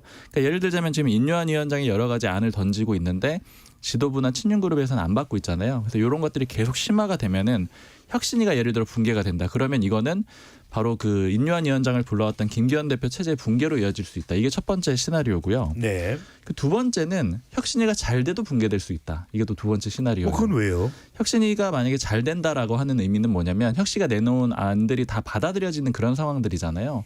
그럼 이제 예를 들면 김기현 대표가 뭐 험지 출마를 하거나 아니면 불출마를 해야 되는 상황이고 뭐 지도부도 마찬가지일 거고요. 친윤그룹도 마찬가지고요. 이렇게 되면은 결국 이것도 기존의 그 친윤그룹하고 김기현 대표 체제를 약화시키는 그런 그림이거든요. 그러니까 사실 이런 그림에 대해서는 국민의힘 내부에서 모 의원이 그러더라고요. 이게 결국에는 한동훈 장관이 뭐 비대위원장이 됐든 혹은 그렇지 않든 간에 당에 들어왔을 때 그 룸을 열어주는 그런 과정이다. 그러니까 왜냐하면 기존의 기득권들이 다 꽉 차 있는 상황에서 한동훈 장관이 딱 당에 들어오게 됐을 때는 뭔가 움직이기가 쉽지 않을 거 아니에요. 그런데 기존 대표단이라던가 아니면 친윤그룹들이 힘이 빠져 있는 상태면은 그러면 이제 한동훈 장관이 움직이기가 쉽다라는 거죠. 그래서 이제 모 관계자가 하는 얘기는 김기현 대표 체제이대 그 사실상은 한동훈 체제인 그런 상황이 올 수 있다라는 거예요. 그러니까 이게 어떤 비유냐면은 이건 사실 민주당에서도 비슷한 얘기가 나와서 한번 말씀드린 적이 있었던 것 같은데 그러니까 민주당에서 그 이재명 대표 체제로 치르되 이재명 없는 이재명 대표 체제로 총선을 치러야 된다 이런 얘기들이 있거든요. 이게 무슨 얘기냐면 지난번에 강서 그 구청장 보궐선거 때 얘기를 많이 하는데 그때 보면은 이재명 대표 체제이긴 했죠. 그런데 이재명 대표가 단식하고 그다음에 회복하는 과정이라서 선거운동에 적극적으로 못 나왔어요. 그러니까 사실상 많이 안 움직였습니다. 그러니까 이런 정도의 상황으로 치르는 게 좋다. 그러니까 마찬가지로 똑같이 국민의힘에도 적용을 해보면 김기현 대표 체제는 유지하는데 한동훈 장관이 당에 들어와서 실권을 다 행사하는 그러니까 사실상 김기현 없는 김기현 대표 체제 어떻게 보자면 한동훈 체제로 치르는 게 맞는데 그 그림을 혁신위가 미리 만들어주는 준비 작업을 하고 있다는 거죠. 그렇게 하는 경우에도 역시 김기현 대표 체제는 약화되는 거고요. 네. 그다음에 세 번째로 나오는 얘기는 제가 이거는 올해 초부터 아니면 뭐 작년부터도 많이 들었던 얘기인데 이 본격적인 사정 정국은 그 야권을 향한 게 아니고 여권을 향한 것이다 이런 얘기들이 있어요. 왜냐하면 이제 여당 내부의 사정 정국이 벌어지게 되면은 그러면 이제 총선 공천이라든가 이런 거에 반발하는 목소리를 싹 잠재울 수가 있거든요. 근데 이제 그런 얘기들이 좀 흘러나오곤 있습니다. 그래서 이제 이 세 가지 시나리오로 이제 비대위론이 가능하다. 뭐 이런 분위기들이 좀 나오고 있어요. 근데 이 대목에서 궁금해질 수밖에 없는 건 그러면은 김기현 대표는 본인이 앞으로 거치가 상당히 불투명해질 수 있는데 슈퍼 빅 텐트론을 꺼내들었습니다. 네. 외연을 더 확장할 수 있다. 국민이가 함께 갈 수 있는 세력들 또 시민단체들은 얼마든지 함께 할 수 있다. 누구든 함께 할 수 있다. 이게 뭐 위태롭거나 비대위 쪽으로 가고 있는 국면에서 대표가 할 수 있는 이야기는 아닐 텐데 왜 그런 겁니까? 결국에는 대표 체제를 유지하기 위한 활동이라고 쭉 보시면 되는데 처음에 혁신위를 데려왔을 때도 비슷한 논쟁들이 있었어요. 그냥 비대위로 바로 가는 게 낫다. 대표 체제 끝내자 이런 주장이 있었는데 혁신위를 도입하게 되니까 어떤 현상이 벌어졌냐면 한동안은 김기현 대표 체제에 대해서 말이 없었죠. 혁신위에 대해서만 얘기를 했죠. 그러니까 일종의 혁신위가 들어서면서 김기현 대표 체제는 자연스럽게 임기가 연장되는 그런 그림이 만들어졌던 겁니다. 근데 이제 최근에 다시 비대위로 론이 나오니까 말씀하신 대로 이제 김기현 대표가 내 체제에서도 빅텐트 쳐가지고 잘할 수 있어. 그러니까 총선에서 이길 수 있어. 이런 신호를 주는 거고요. 그리고 지금 국민의힘 내부에서 나오는 얘기는 조기 선대위를 띄워야지만 김기현 대표 체제가 유지될 수 있다. 이런 얘기를 해요. 이거는 마찬가지예요. 그러니까 혁신이 띄운 거랑 마찬가지로 조기 선대위를 빠르게 띄우게 되면은 김기현 대표 체제를 굳이 무너뜨릴 필요가 없거든요. 그러니까 선대위의 힘은 다 넘겨주고 대표 체제는 유지하는 그런 그림도 가능하거든요. 그래서 이제 김기현 대표의 어떤 발언이나 행보 같은 것들은 이 대표 체제를 최대한 유지하려고 하는 그런 움직임이라고 보시면 될 것 같고, 그다음에 최고위원들도 마찬가지입니다. 같이 뽑힌 최고위원들도 어찌됐든 간에 뭐 내년 총선에 출마할 사람들이 많을 텐데 최고위원직을 달고 출마하는 게 좋은 거잖아요. 그러니까 설령 조기 선대위로 가더라도 그러니까 대표 체제 힘이 실건이 빠지더라도 그래도 김기현 대표 체제는 유지되는 게 좋거든요. 그러니까 그런 흐름에서 좀 보시면 좋을 것 같아요. 근데 비대위와 기존 지도 체제가 공존할 수 있습니까? 그러니까 비대위가 아니고 조기 선대위를 띄우면 김기현 대표 체제는 살 수 있다라는 거죠. 근데 반대로 비대위까지 가게 되면 이제 김기현 대표 체제는 붕괴되는 겁니다. 네. 자, 민주당으로 가보겠습니다. 민주당도 총선 앞두고 뭔가 전략적 시도를 하는 것이 지금 뭐 된서리를 맞는 상황이 벌어지고 있습니다. 갤럭시 프로젝트 홍보 연수막의 문구가 이 청년 비하 논란을 유발하고 있는데요. 조정식 사무총장이 사과하고 정리했지만 총선 기획단과는 상관이 없다. 이 홍보 기획사의 일이다. 이렇게 또 사과를 정리를 하면서 더 큰 논란으로 또 커지는 모습인데요. 자, 알려지지 않은 이 갤럭시 프로젝트 현수막 논란의 이야기, 어떤 이면의 이야기가 있을까요? 일단 지난주 화요일에 총선기획단 회의에서 해당 시안 보고가 있었다고 해요. 그래서 이걸 본 한 그 총선기획단 위원이 이렇게 얘기를 하더라고요. 곧 새로운 민주당 프로젝트가 시작이 되는데 이걸 시작으로 2030을 겨냥한 뭐 캠페인도 할 거고 문구도 곧 발표될 거다. 굉장히 신박하니까 기대를 하라고 했었어요. 근데 그 결과물이 이 현수막이었죠. 그래서 이게 당신이 말하는 신박한 것의 결과물이냐라고 물었더니 이게 애초에 이제 본인들이 의도를 한 거는 기존의 무거운 정치적 메시지를 담은 뭔가 정쟁만 담겨 있는 그런 이른바 조금 꼰대라고 표현을 좀 하잖아요. 그래서 4050에 좀 집중한 현수막 문구에서 탈피해서 조금은 가볍게 2030에 친근하게 다가가고자 하는 게 목적이었다고 해요. 그래서 그런 하나의 틀, 벽을 깨기 위한 시도였는데 이게 좀 결과적으로 문구가 문제가 돼서 아쉽다. 이렇게 설명을 해요. 그래서 그러면 이게 일단은 지금 이현지 기자의 설명을 들어보면 총선 기획단에도 보고가 된 내용이네요. 네, 그럼요. 네, 총선 기획단에 당연히 보고가 됐고요. 아하. 그래서 이게 조정식 사무총장이 총선 기획단장이잖아요. 네. 단장이 그래서 사과를 한 겁니다. 네. 그리고 사과를 한 부분은 이제 업체 탓이 아니고 어쨌든 업체에서 했다 하더라도 총선 기획단과 당의 불찰이다 이렇게 사과를 하게 되거든요. 그렇군요. 네. 그래서 일단은 지난주 금요일에 최고위에서 보고가 되고 오후에 바로 그 현수막이 걸려요. 근데 그 오후부터 논란이 좀 됐잖아요. 그래서 주말부터도 지도부가 이미 심각성을 느꼈다고 해요. 그래서 이번 주 월요일 최고위 전에도 한 최고위원이 그 최고위원들끼리 단톡방이 있잖아요. 단체 메시지 방에 정치를 알지 못하는 사람을 줄여서 정알못이라는 표현을 씁니다. 이 말을 커뮤니티에서도 쓰고 뭐 친구들끼리도 쓰고 2030들이 많이 쓰는 말이라 해도 이런 거를 공당이라는 데서 써서는 안 되는 겁니다라고 조금 쓴소리를 했다고 하고요. 그래서 이번 주 월요일 오전 이제 비공개 회의가 시작되자마자 조정식 사무총장이 제가 책임지고 사과하겠다. 제 불찰이다라고 먼저 이야기를 꺼냈고요. 그래서 어느 정도 좀 빠르게 사과하고 넘어가야 한다는 기조가 이미 주말 새 형성이 됐었고요.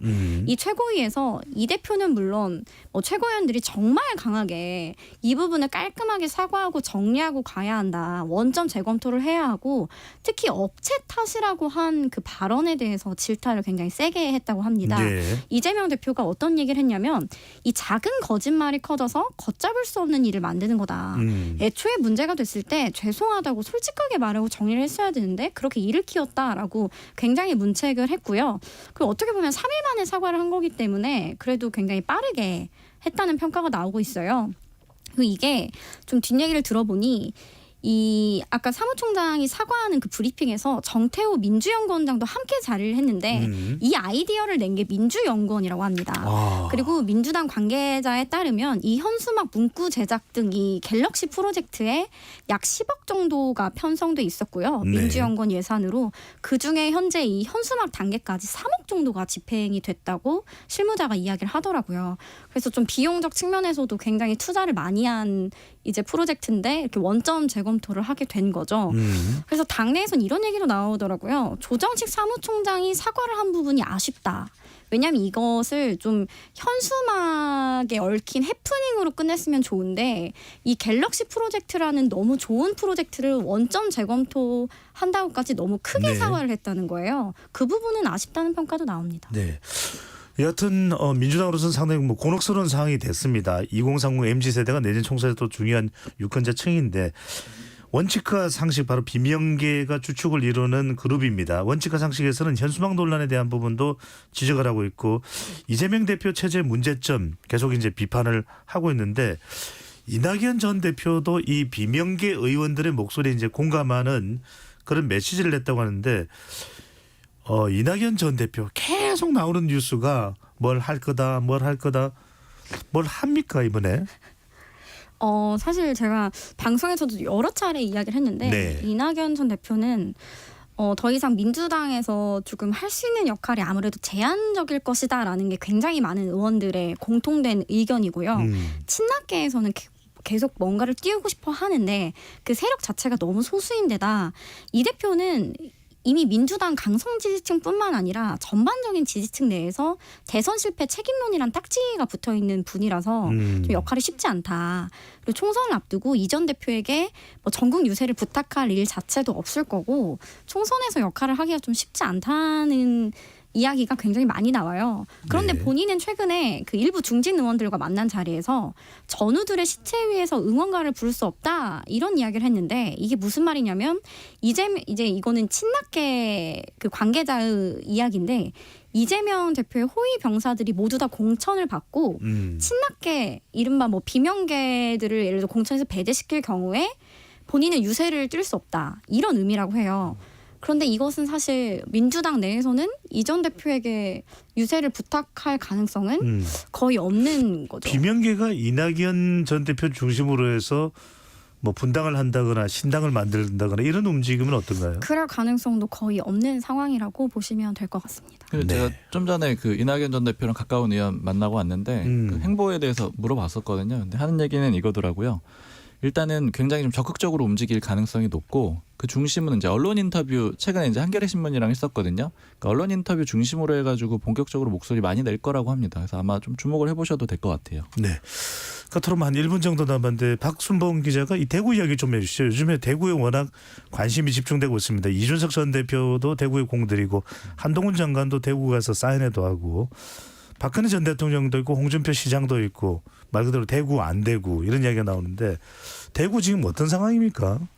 대구는 이제 윤 대통령하고 박근혜 전 대통령을 가장 많이 보셔야 될 것 같아요. 그러니까 윤 대통령이 그 강서구청장 보궐선거 이후에 지지율 떨어지니까 특히 박근혜 전 대통령이랑 많이 이렇게 밀착하는 그런 행보를 보였잖아요. 네. 그래서 이제 여기에서 무엇을 주고받을 것인가 이거에 많이 관심을 가지고 있는 상황이고 이제 가장 좀 집중이 되는 거는 이제 유영하 변호사라고 박근혜 전 대통령의 측근, 그러니까 마지막 남은 측근이라고 할 수가 있는데 이제 이분이 대구 달성에 나오고 싶어 하거든요. 그러니까 이거를 이제 들어줄 것이냐 말 것이냐 여권에서 이게 좀 주목이 되고, 근데 좀 쉽지는 않은 게 대구 달성의 현역 의원이 누구냐면 추경호 경제부총리입니다. 그러니까 윤석열 정부의 아주 중요한 인사라고 할 수가 있잖아요. 그러니까 지역구가 겹치기 때문에 이게 어떻게 나눌 수 있을까, 이 부분이 많이 주목이 되는 거고. 그래서 이제 당에서 나오는 얘기들은 그러면 추경호 경제부총리를 좀 더 시켜야 되는 게 아니냐, 뭐 이런 얘기도 있고, 반대로 뭐 유영하 변호사를 다른 지역으로 옮겨야 되는 게 아니냐 이런 얘기들이 있는데, 일단은 그래서 추경호 부총리가 나오느냐 안 나오느냐 총선에, 그러니까 이런 점부터 먼저 좀 주목해서 보시면 될 것 같아요. 추 부총리 주목을 해야 되겠네요. 이현지 기자는 제가 요즘 유행으로 밀고 있는데 대구 안 대구 괜찮지 않아요? 네, 신박합니다. 자, 오늘 말씀은 여기까지 듣겠습니다. 문화일보 이현지 기자, 경향신문 박순봉 기자와 함께했습니다. 두 분 말씀 잘 들었습니다. 감사합니다. 감사합니다.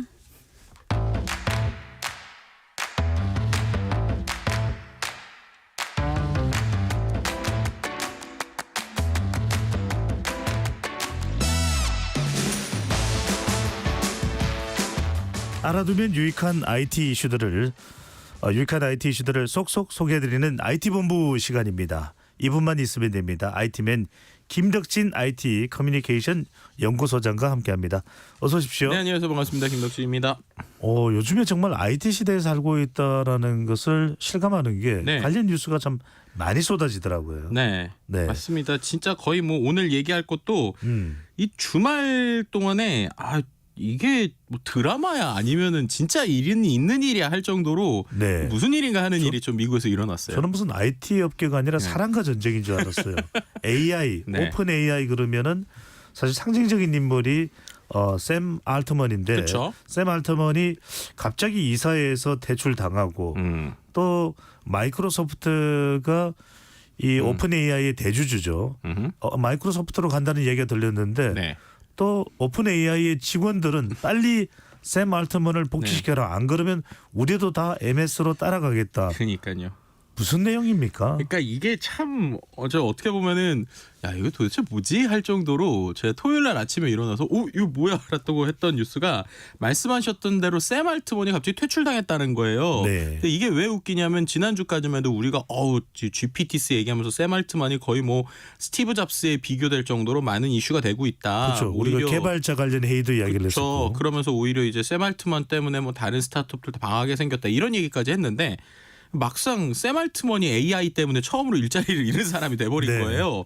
이게 어떻게 된 얘기냐? 이제 실제 이 오픈 AI라는 회사에 6명의 이사진이 있는데 그 중에서 이제 그렉 브롱만과 그리고 이 샘 알트먼 이 두 사람이 쉽게 말해서 축출당한 겁니다. 공동 창업자죠? 네, 그렇죠. 근데 이 중에 또 한 명인 공동 창업자 일리아 수스케츠라고 하는 사람이 있는데 이 사람이 갑자기 이제 미국 시간 기준으로 12시에 이 샘 알트먼한테 온라인 회의할 거니까 참석해라라고 하더니 나머지 이사회에서 너를 쫓아내기로 했다라고 얘기를 해요.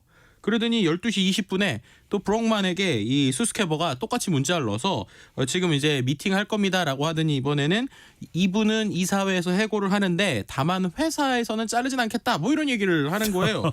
그렇게 되니까 이제 이거를 보고 브록만이 이거 무슨 일이냐, 이거 너무 슬프다라고 하면서 계속 이야기를 올렸죠.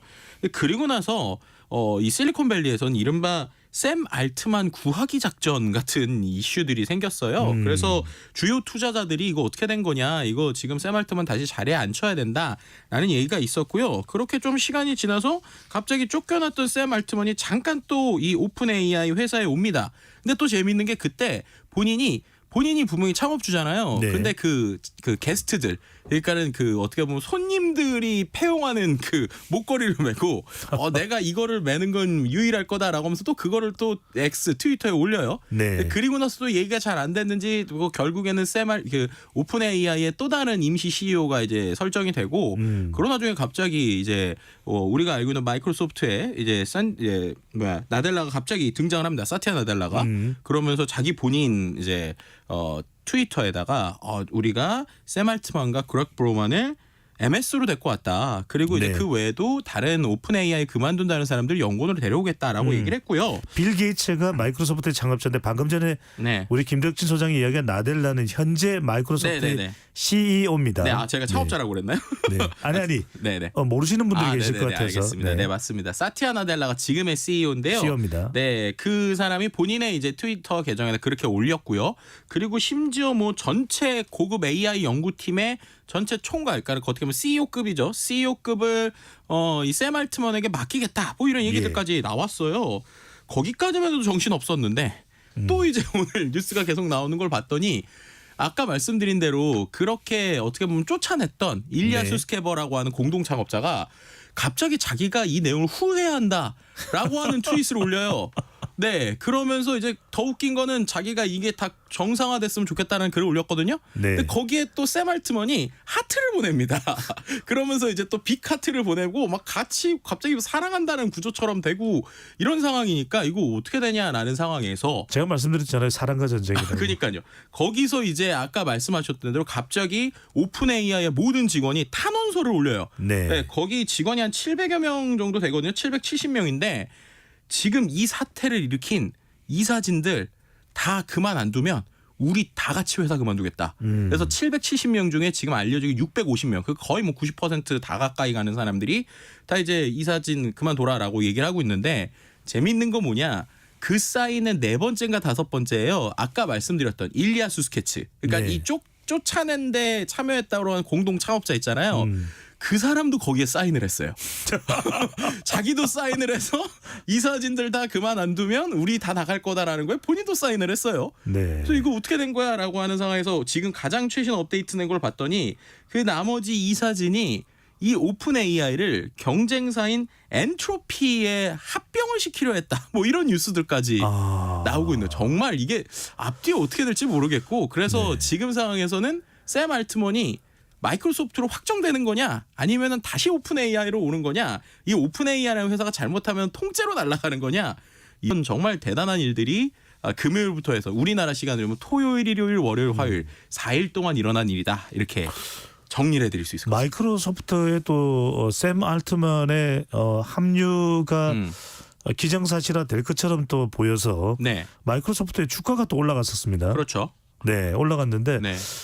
김덕진 소장 어떻게 보세요? 저는 이 이야기를 들으면서 약간 스티브 잡스가 애플 쫓겨날 때랑 비슷한 기시감도 들어요. 근데 거기랑 약간 다른 게 왜 이런 일이 생겼는지를 이해하기 위해서는 일단 오픈 AI의 구조를 좀 이해해야 돼요. 이 오픈 AI가 좀 재밌는 회사입니다. 이 오픈 AI 처음에 누가 만들었는지 아세요? 처음에? 궁금해요. 우리가 알고 있는 언제나 IT 하면 나오는 그 일론 머스크. 일론 머스크랑 이 샘 알트먼이랑 공동 창업을 한 회사예요. 그리고 나머지 공동 창업을 했는데 왜 처음에 회사를 만들었느냐? 이름이 오픈 AI잖아요. 그때 이제 창업할 때가 한창 알파고 뜨고 구글이 이 모든 이 AI 시대를 지배할 것처럼 나왔어요. 근데 그랬더니 아무리 봐도 한 회사가 AI를 지배하게 되면 위험할 수 있다. 그리고 우리가 이러한 AI를 누구나 좀 사용할 수 있게 모두에게 공감시켜주게 열자라고 해서 원래 회사 이름이 오픈 AI가 된 거예요.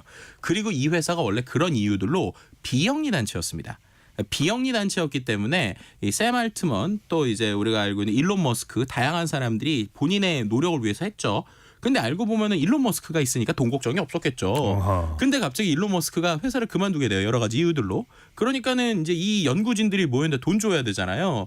그래서 이 회사가 엄청나게 특이한 구조를 만드는데 비영리 단체인데 영리 단체를 하나 더 만들어요. 그다음에 그 영리 단체의 운영권은 원래 있던 비영리 단체가 갖습니다.